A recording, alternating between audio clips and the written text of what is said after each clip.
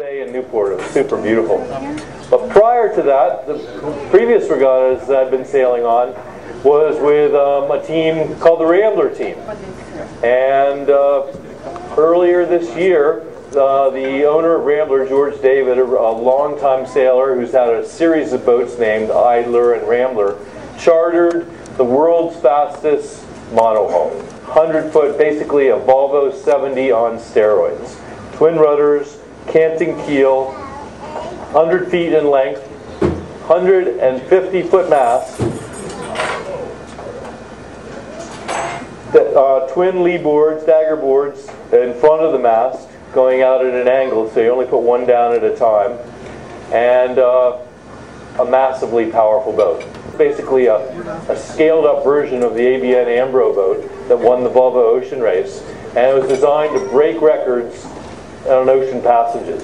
It wasn't designed to sail around the buoys, which we ended up doing on the boat. It wasn't designed to sail short courses. It was designed to be point-to-point, wait for the winds to be correct, be right, and then try to set records. Slowly, we learned how to sail the boat. You can see two of the twin rudders back there, two wheels, all carbon fiber. Down below, no paint, just black. You know, we sail with a crew of 21 on the offshore races. An engine is going all the time because the winches are all powered by hydraulic and power-driven hydraulic rams, as is, of course, the canting keel, etc. So it's a little bit like sailing a tractor. That's what it sounds like.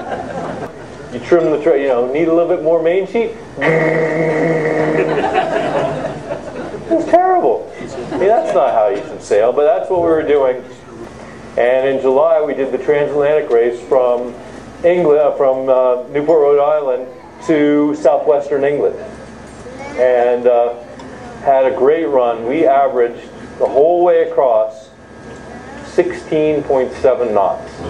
At any rate, we did Grays Cows Week and we won that. And we set off on the Fastnet race. Rounded Fastnet Rock with a reef in the mainsail, and all we had to do with a wind like this was beat for 7 miles to this offset buoy, and then it was going to be just a total fire hose reach down to the Scillies, and then the wind was supposed to pick up to almost 30 knots for the run in. I mean, we were going to just jet home. At 17:17, we rounded Fastnet Rock. What does Fastnet Rock look like, Peter? I'm glad you asked.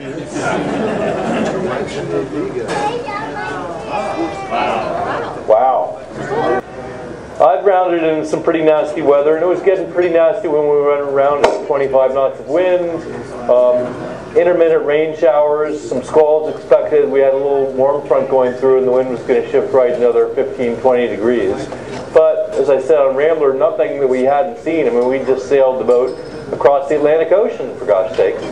And we hardened up on the wind, and that little 7-mile beat, doing 13 knots upwind, target speed, into the waves, before we rounded that offset buoy and set the course home. I'm down below, and all of a sudden the loudest cannon shot. Imagine if someone fired a cannon, not a gun, a cannon, in this room. And all of a sudden, life as we know it started turning 90 degrees on its side. The keel had broken off. About 22 minutes after this photo was taken, right at the root. 18 feet down, the bulb of lead, 30,000 pounds, snapped a steel fin that was designed and engineered never to break under the loads of sailing. Why did it break, Peter? Who knows the answer to that? Fire the engineer. Because it wasn't strong enough. The media, they get interviewed and go, why did it break? Why did it break? It wasn't strong enough. Come on. Fast forward, no loss of life, but a bunch of incredibly fortunate circumstances led to the fact that we all survived this. And some amazing lessons learned.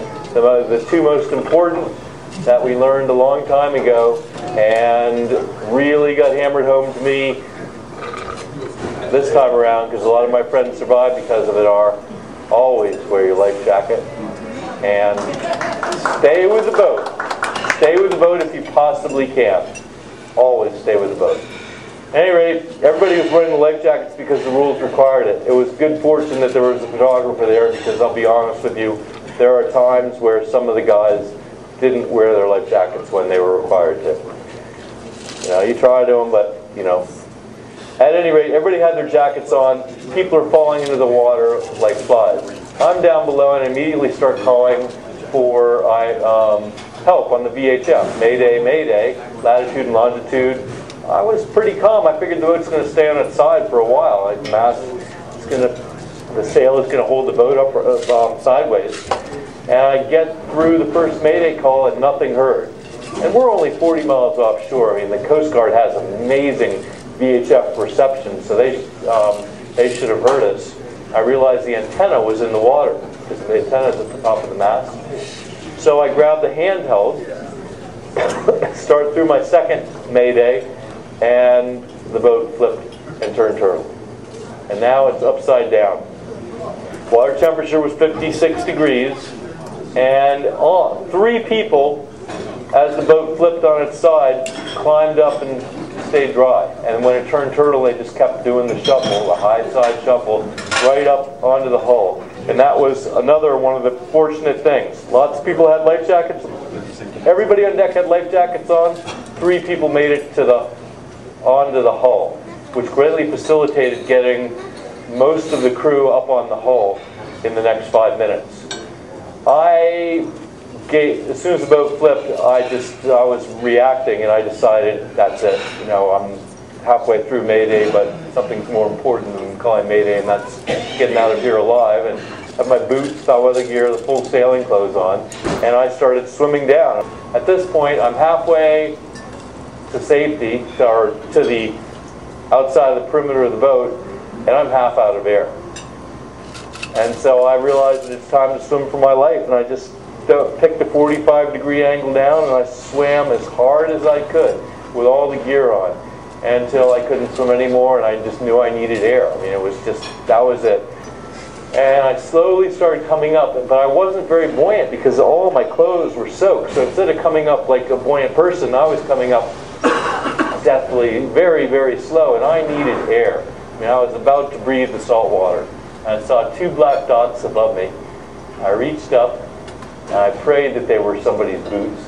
And I touched them, and a hand grabbed me and went, and I had the best breath of air I've had in a long, long time. Probably 56 years or so. And that was another one of the great fortunes of the thing, was we had an amazing crew on board. So the sailors, I mean, all professionals, almost all professionals, but a great team that had been handpicked, and just some real capable people that were cool and calm under pressure. And everybody had their own story like mine in that first 3 or 4 minutes.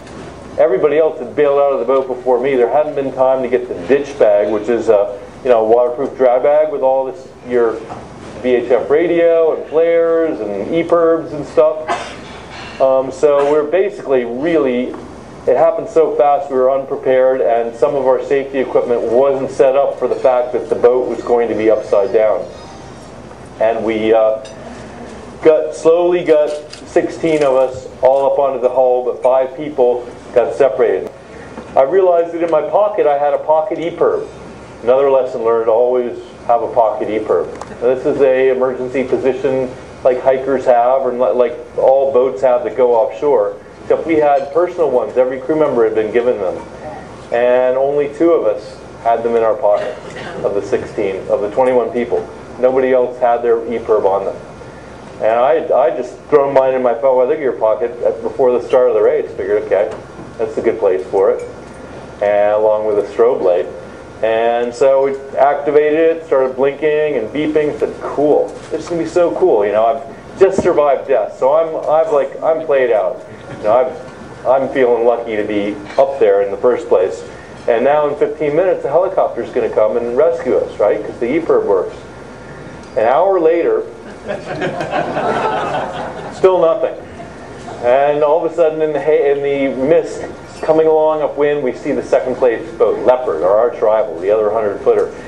Yes, And we see their mains starting to come down. Yes, they see us. We're screaming and yelling. And they sail right past us. 400 yards away. Don't see us. And another half hour later, the first place Volvo 70 comes by. And 500 yards away. Screaming, yelling, don't see us. Who's on Facebook? Promise me you go home and befriend Baltimore Lifeboat. All right.